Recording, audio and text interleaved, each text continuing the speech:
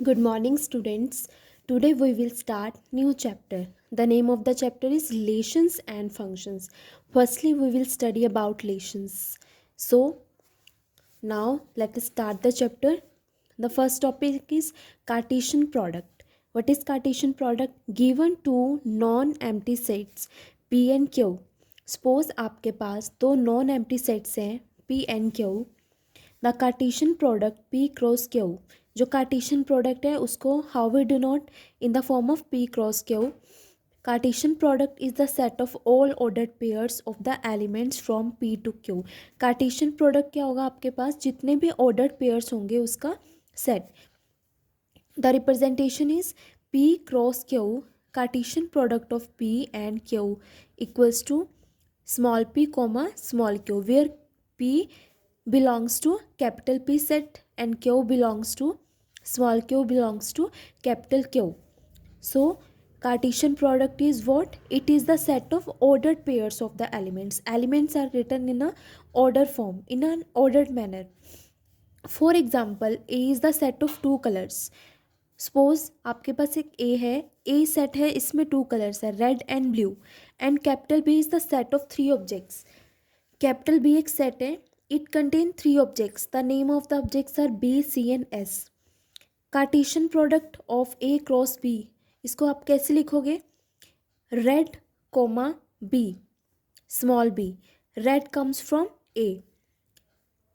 जो first element है it belongs to A set and second element belong to capital set capital B. इसी तरह से जो नेक्स्ट ऑर्डर पेयर होगा उसका एक एलिमेंट कैपिटल ए से बिलोंग करेगा and second element belongs to capital B. Similarly एक नेक्स्ट ऑर्डर पेयर का फर्स्ट एलिमेंट जो है वो बिलोंग करेगा कैपिटल ए से and second element belongs to capital B. इसी तरह से हम ऑर्डर पेयर्स लेंगे जिसका फर्स्ट एलिमेंट इस सेट से बिलोंग कर रहा है और सेकंड एलिमेंट सेकंड सेट से बिलोंग कर रहा है. इस तरह के जो ऑर्डर्ड पेयर का सेट होगा उसको हम बोलेंगे Cartesian product. Now let us talk about relation. A relation R from a non empty set A to a non empty set B.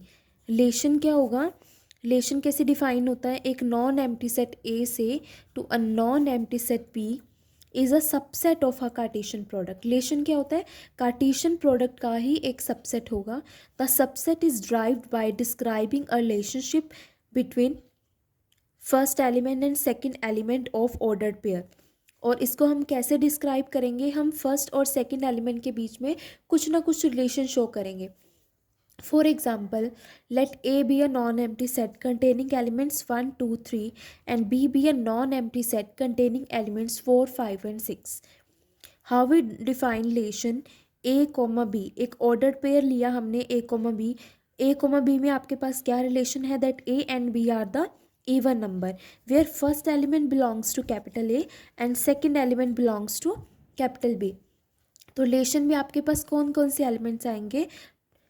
ए और बी आपके पास इवन नंबर होने चाहिए. फर्स्ट एलिमेंट फ्रॉम ए में इवन नंबर है आपके पास 2. Second element belong to capital B, इसमें even number है आपके पास 4. The next order pair first element A से आएगा 2 and second element belongs to B that is 6. Next is domain. Domain क्या होगा? The set of all first elements of ordered pair in a relation R from A to B. जितने भी आपके पास ordered pairs होंगे उनके first elements का set what we call domain. And set of all the second elements of ordered pair are called range. For example, let A be a set containing elements from 1 to 6. We define a relation R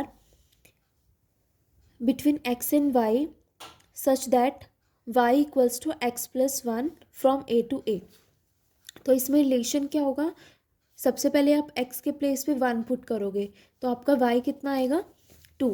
then x के place पे 2 put करोगे और y कितना आएगा? 3. Then 3, 4, 4, 5 इस तरह से आप ऑर्डर्ड पेयर्स मिलेंगे. अब इसमें डोमेन क्या होगा? डोमेन क्या होगा? Set of first element of ordered pair. Ordered pair के फर्स्ट एलिमेंट का set 1, 2, 3, 4, 5 these elements make the domain. What is the range? Set of second element of order pair. Order pair के second elements का set 2, 3, 4, 5, 6. These form a range. What is codomain? All the elements of the set Y. Suppose this is capital A. A contain the element 1, 2, 3, 4, 5. And this is set B. It contain the element 1, 2, 3, 4, 5, 6. 1 x की place पे 1 put करोगे, y आपको क्या दे रहा है 2. Then आप x के place पे 2 पुट करोगे, देन y इज 3. 3 की इमेज कितनी है 4. एंड 4 की इमेज आपके पास है 5. एंड 5 की इमेज आपके पास है 6. तो इस सेट के जितने भी एलिमेंट्स होंगे, the total elements in the set are called codomain. And these elements are the images of domain, and the elements of the domain are called pre-images of the range. Next we have function. A relation f from a set A to a set B is said to be function if every element of A has only one image. Function क्या होगा? किसी भी relation को ही हम function कब बोलते हैं? If every element of set A के हर एक एलिमेंट के पास ओनली वन इमेज होगी. For example, suppose R is a relation containing the ordered pairs 2 1 3 1 4 1. This is the domain and this is the range. Image of 2 is 1 and image of 3 is 1. Different elements have the same image and image of 4 is 2. R is a function because different element जो है, because इसमें हर एक element की one image है. 2 की image भी one ही है, 3 की वन इमेज है और 4 की इमेज 2 है. हर एक एलिमेंट की सिंगल इमेज होनी चाहिए, तब आप उसको बोलोगे फंक्शन.